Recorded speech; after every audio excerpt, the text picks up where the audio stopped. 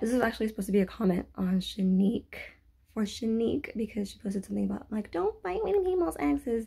You guys, oh my god, she is so right. But skew, a little bit askew, like off that topic, is the topic of how do I say it, disengage. Like, it's completely, it has to be with the intention to disengage, like full-heartedly. I'm not saying like pretend not to, like, or just secretly talk to them. No.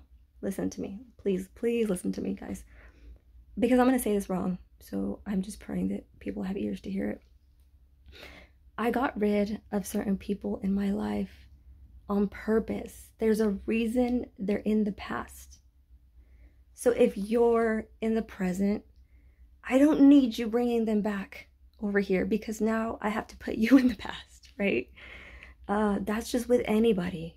I mean, it doesn't matter who it is. It could be like your best fucking friend. It doesn't matter, because what you're bringing to me is toxic, right?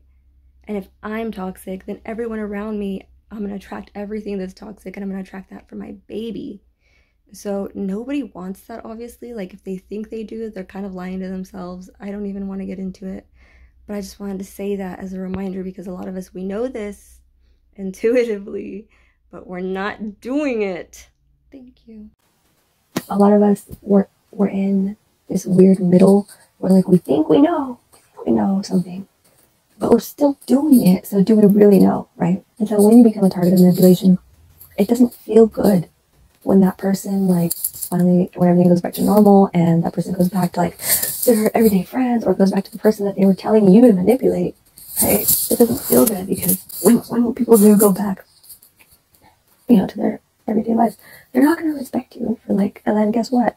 The people that went and involved themselves for no apparent reason, just because they wanted to comply with person B or person A, you know, defending this person, they're the ones that are going to look stupid, and they're the ones that are going to be, like, avoided by these people, because no one's going to want to explain to you. And here's the difference, right?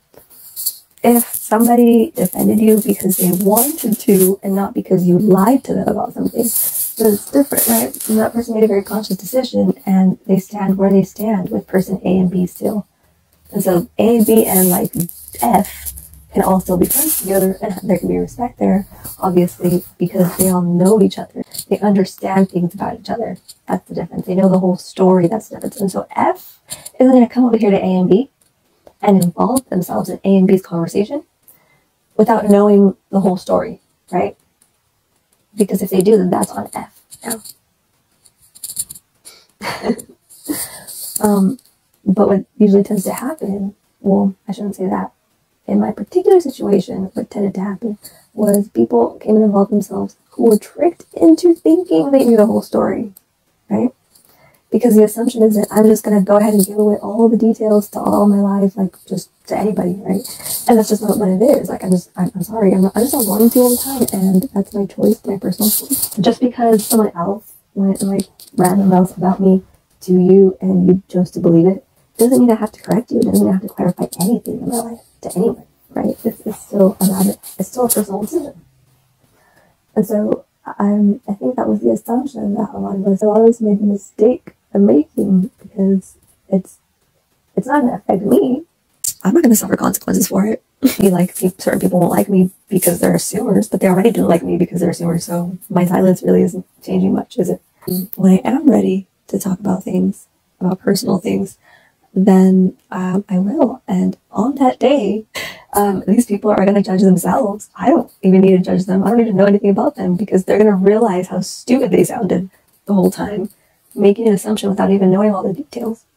They're just going to know that, like, naturally. I don't even have to explain it to them. And they're going to feel stupid, and they're going to hate themselves. And that's the thing, like, about hating yourself. It's like the worst kind, you know? You know, a total stranger, if a total stranger hates you, you're like, whatever. But when you hate yourself, that's magical. People just don't like being fucked with. And it's funny, like, because they'll still, like, oh, man. I'm just so thankful for God's grace, because even though we are disobedient, even though we are slow to be disobedient, he still meets us. he still gives us grace, his mercy. Thank you, Lord, for just your grace and mercy that covers us even when we know we're supposed to be doing a thing and we aren't doing it, right? So thank you, Lord, for grace, right? So back to the story. He told me to open up a P.O. box